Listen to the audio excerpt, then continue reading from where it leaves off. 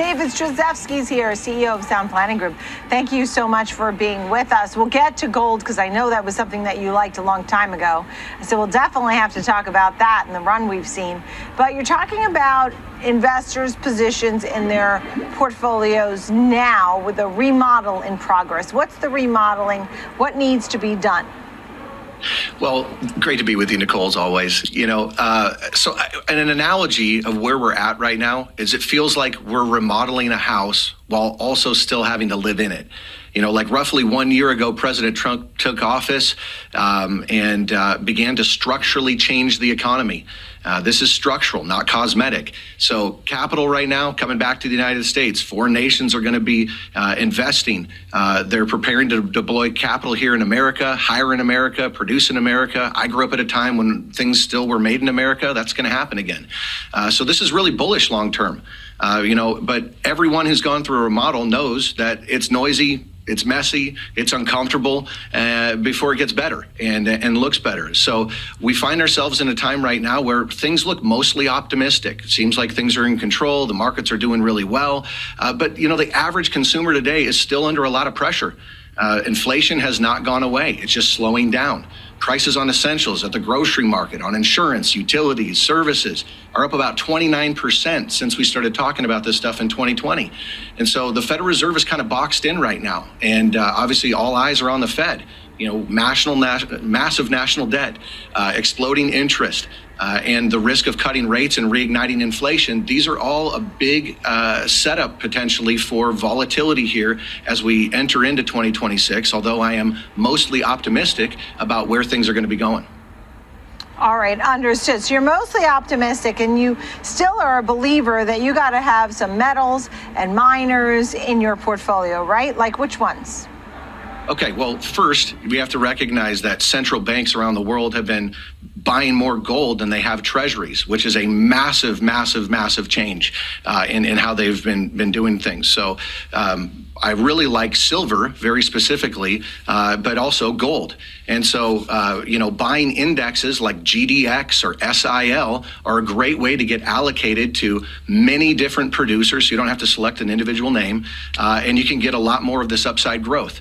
Now, here's the thesis behind it, and that is that the metals right now have been on a tear and they've gone up. I believe that they're going to go far higher than where they actually are right now, even in a short time frame.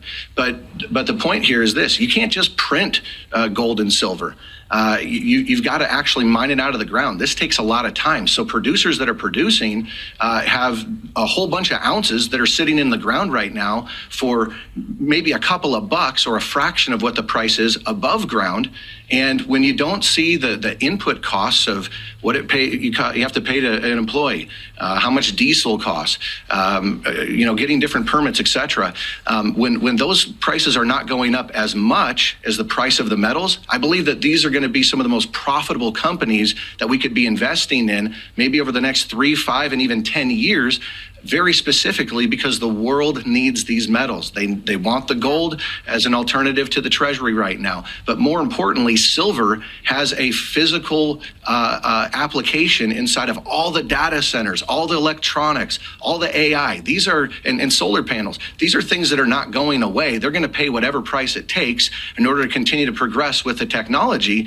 And we need far more silver than we actually have. And so this is why I am personally very invested in physical silver, but the metal miners as well. And I believe that this is one of the most important things that we can be paying attention to as my personal price targets over the next year or two are that gold gets to about 6,000, 8,000, and that silver is going to go to 150, 250.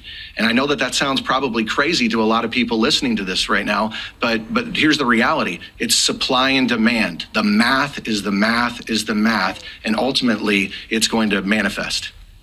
Well, you were on this from some time ago, so you were ahead of your time with it in the beginning. Let's turn our attention over to energy demand. And you talked about small modular reactors. Tell me more about that and how investors can get in that part of it.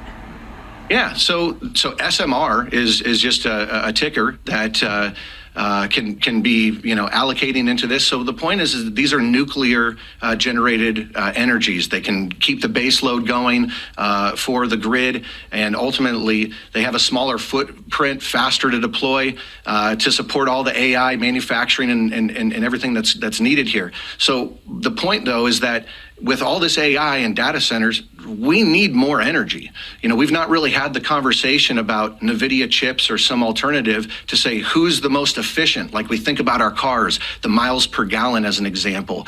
But we're going to have a real challenge as we continue to go forward into the future because we don't have enough energy. We've got EVs, we've got all this demand, even Bitcoin mining. It takes a lot of energy. And so small modular reactors are a way to come in a faster, more efficient, and they're also relatively safe. At least that's what the studies are saying. So SMRs is a way to play that, and I think that it's time to probably trim some of our heavy tech positions and allocate into some of these ideas that are going to really position portfolios and harden a balance sheet here for where the economy is heading next. And you're looking at fiscal policy pertaining to taxes and Roth IRAs. What are some of your tax tips? Okay, well, as we start out 2026, it's kind of important to look at, if you're going to fund a Roth IRA and you didn't do it last year, well, you can make your payment by April 15th prior to filing your taxes, but you just need to write on the little bottom portion there in the memo that this was for 2025. You can also fund 2026 at the exact same time. Obviously, Roth IRAs are important because you want to have a diversified approach to the income that you're drawing out of your portfolios in retirement.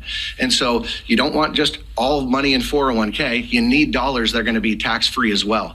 And so this is an important idea, but let's just talk about taxes in another sense too.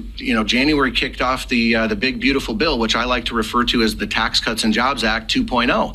And so right now taxes are on sale. They are lower likely than they will ever be in the future. And so when would you rather pay taxes? Now or at some point in the future that it could be higher, in fact, much higher, especially because of the debt loads, et cetera? Or would you rather pay them now at a time that's known and you can ultimately plan your future forward? And so I'm very, very big on tax diversification, not just asset diversification. I just want to make the distinction there in those points. And so for people that have not funded those Roth IRAs, do it. If you don't know the right math as it relates to how much should be going in versus not going in, that's just a mathematical answer of the 101 different withdrawal strategies which you could possibly employ to create the most tax optimal income for your retirement. And so as many people are facing retirement here today, I think it's incredibly important that they're looking into tax diversification ideas like this and taking advantage of the opportunity with lower taxes here with Tax Cuts and Jobs Act 2.0. And that all makes sense. At the same time, what do you say to folks who say, I'm working now, so I'm probably in a higher tax bracket than when I'm a senior citizen? That's the first thing. The second are those of us who make under $160,000, those of us who make over $160,000. Don't you have to only make a certain amount of money to be even eligible for a Roth IRA, or no? To be able to fund it, yes. There's also backdoor IRAs where you put it into your IRA, and then you're willing to pay the tax to move it over to a Roth IRA. That's a conversion. Anybody at any income level can actually do that. And so there's a math and science answer based upon your age, when you're going to retire, what's your burn rate, how much are you spending monthly, and then ultimately that gives us the information that we would need as financial planners that are specifically doing income planning to ultimately determine what's the required rate of return in order to, with a specific distribution strategy, to determine, can you actually make it with this portfolio? Should you be saving more? Should you be retiring later? When are you going to be taking Social Security? So there's a lot of factors that go into this, but to answer your point simply, anybody can actually put money into a Roth IRA. Younger people for sure should be putting it in right now. You are correct that in retirement, you'll likely be in a lower tax bracket based on ordinary income, but here's the point. If you still have a mortgage that you're funding at, $3,000 a month, and you're in a 20% tax bracket, well, that's an extra $600 every single month that you got to pull out in addition to that $3,000 just to fund that mortgage. So what you want to do is you want to approach this thing from the standpoint of, I'm looking at my income needs, I'm looking at that burn rate, and then I'm ultimately figuring out how much from my after-tax account dividends, et cetera? How much from my tax deferred account, 401k IRA? How much from my Roth IRA do I need to do in order to create a more tax optimal experience? And so this is something that an income planner, not just someone who allocates to a portfolio, but someone can help you to plan for that income here in the future and position you better even through the remodel that we're experiencing now. Yeah, good, clear answers. David Stryzewski, Sound Planning Group. Thank you, David. Always great to see you. Appreciate it.